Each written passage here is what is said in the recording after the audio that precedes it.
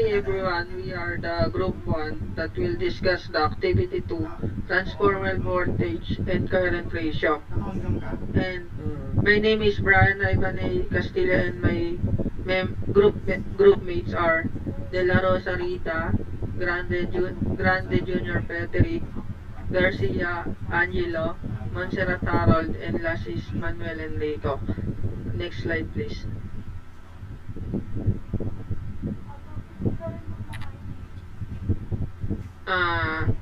In this activity, we have a formula of transformer voltage ratio that will equal to A is equal to voltage primary or the E1 over voltage secondary or the E2 is equal to number of turns of primary over number of turns of secondary. And also we have a formula for current ratio that is equal to current of primary over current of secondary is equal to number of terms of primary over number of terms of secondary. Next please. And this is will discuss by my group mates. So this is the schematic diagram that we will be using throughout the activity. And from this, we can connect the components to the simulation.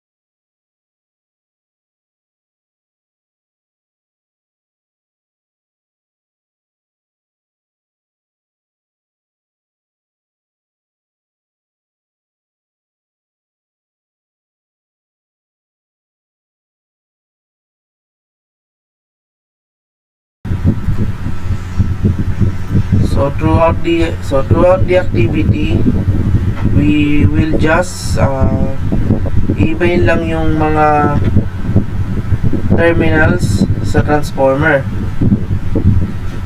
Like kapag gusto mo malaman yung terminals sa 3 and 8, you can put the banana plugs.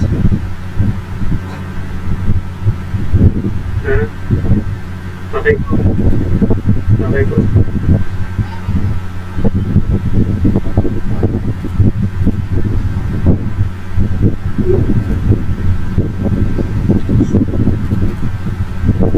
And that's it. Kukunin lang natin yung data. So sa first data, which is yung voltage across or yung primary voltage syempre yung 120 volts, which is nakaset yan sa knob. And then the secondary voltage, which is yung terminal voltage, terminal 5 and 6, is 119.5 volts. And the primary current is 0.031 amps. Next one is the voltage in terminal 3 and 4 is 206.7 volts. Voltage 3 and 7 is 103.5 volts or 103.4 volts. And the voltage terminal 7 and 8 is 75.75 volts. And the voltage in terminal 8 to 4 is 27.71 volts. And the voltage on the terminal 5 and 9 is 59.76 volts, and it's the same as the terminal in 9 and 6. It is also 59.76 volts.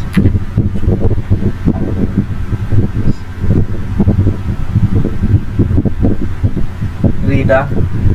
So for number 6, the following data were acquired by measuring the transformer primary current and the different voltages across the various terminals of the transformer secondary windings. So primary current is 0.031 ampere. For the voltage across terminals 1 to 2, we have 120 volts. For voltage across terminals 5 to 6, we have 119.5 volts. For voltage across terminal 3 to 4, we have 206.7 volts. For voltage across terminal 3 to 7, 103.5 volts. For voltage across terminal 7 to 8, we have 75.74 volts. And then voltage across terminals 8 to 4, 27.71 volts. Voltage across terminal 5 to 9, 59.76 volts. And lastly, the voltage across terminal 9 to 6, we have 59.76 volts.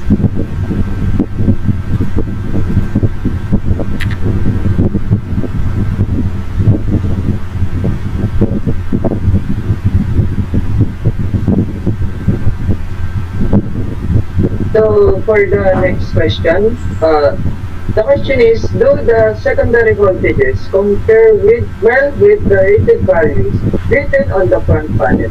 Well, the answer to this question is yes, it is.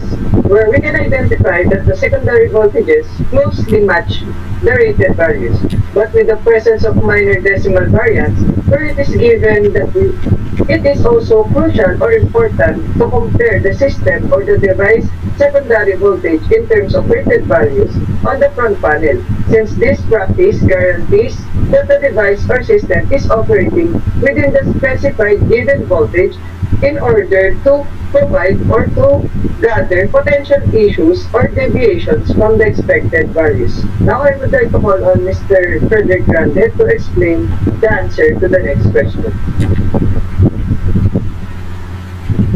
So for question number 8, the transformer windings between terminal 1 and 2 and between terminal 6, each have 500 turns of wire.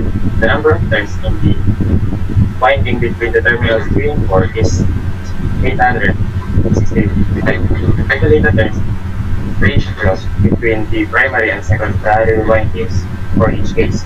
So for this problem, we will use the transformer turn ratio formula, which is A is equal to primary turn over secondary turns.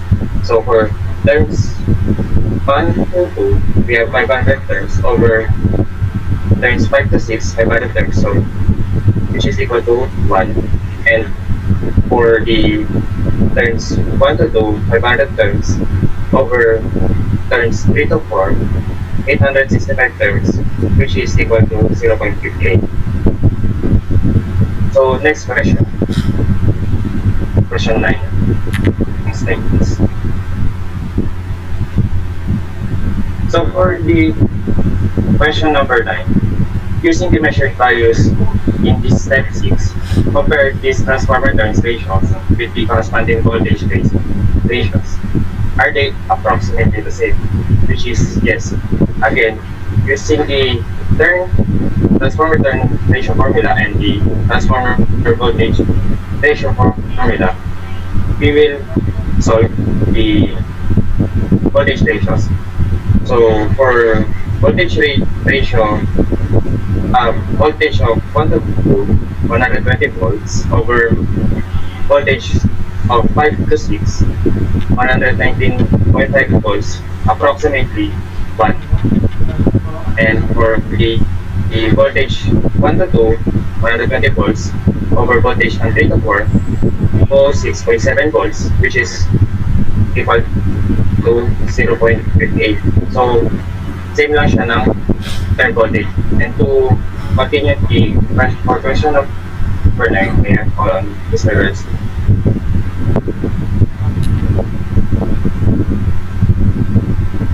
Okay, so here for this part, we have computed for the remaining number of turns. So we have the value of the voltages across the various terminals which were acquired values. Tapos, given rin tayo nung number of turns between terminals 1 and 2, which is 500 turns. And number of turns between terminals 5 and 6, which is also 500 turns, and between terminals 3 and 4, which is 865 turns. So for the rest, wala siya, pero pwede natin siya computein again using the transformer ratio formula, which is written here. So that is E1 over E2 is equals N1 over N2 is equals to A, which is yung ating ratio. So to compute for the number of turns across terminals 3 and 4, so gamitin lang natin yung transformer ratio. So the equation is the voltage across terminals 1 and 2 all over the voltage across terminals 8 and 7 is equals to number of turns across terminals 1 and 2 all over the number of turns across terminals 3 and 7. So kung mapapansin nyo, meron tayo nung given ng voltage across terminals 1 and 2, meron rin ng across terminals 3 and 7, tapos meron rin tayong given ng number of turns across terminals 1 and 2. So ang unknown natin is yung across terminals 3 and 7. So pwede natin siya ma-solve by direct substitution ng mga values. So that is 120 is equal 120 over 103.5 is equals to 500 over number of turns between terminals 3 and 7. So kapag sinolve natin siya, that is actually equal to exactly 431.25. But in the number of turns, it should be a whole number. So when there is a decimal, you should always round it up. So therefore, our number of turns across terminals 3 and 7 would be 432 turns. Next, we will solve for the number of turns across terminals 7 and 8. So ganun pa rin yung proseso. So the voltage across 1 and 2 over voltage across 7 and 8 is equals to number of turns across 1 and 2 over number of turns across 7 and 8. So given tayo nung tatlo, missing natin yung number of turns across 7 and 8. So direct substitution lang ulit ng mga given values. 920 over 75.74 equals 500 over number of turns across 7 and 8. Kapag sinolve natin siya, so may decimal ulit. Again, pag may decimal, round up. So our number of turns across 7 and 8 is approximately equal to 316 turns. Next naman is yung number of turns between terminals 8 and 4. So, ganun ulit. So, voltage across 1 and 2 over voltage across 8 and 4 is equals to number of turns across 1 and 2 and number of turns across 8 and 4. Given yung tatlo, unknown yung number of turns across 8 and 4, direct substitution ulit ng values.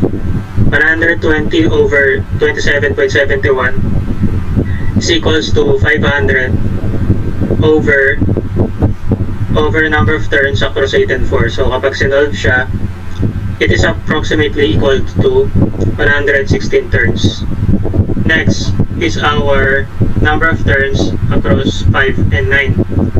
So our equation is therefore the voltage across terminals 1 and 2 and all over voltage across 5 and 9 is equals to number of turns across 1 and 2 over number of turns across 5 and 9. So direct substitution ulit ng values. 120 over 59.76 is equals to 500 over number of turns across terminals 5 and 9. So kapag sinolve natin siya, it is exactly equal to 249 turns. So para naman dun sa number of turns across terminals 9 and 6. So kung mapapansin natin dito, yung voltage across 5 and 9 is 59.76 volts. Tapos yung across naman ng terminals 9 and 6 eh ganun din, 59.76 volts. So what does that mean? So nasolve na natin yung across 5 and 9, which is 249 turns. So alam na natin na yung number of turns across 9 and 6 is also 249 turns. So that's all. That concludes our activity 2 and presentation. So pinakita natin dito yung transformer voltage and current ratios. So ginamit natin yung theory, yung transformer ratio formulas sa actual experiment, and nakita natin paano nagko-correspond yung mga theoretical values sa actual values. So that's it for our presentation. Thank you.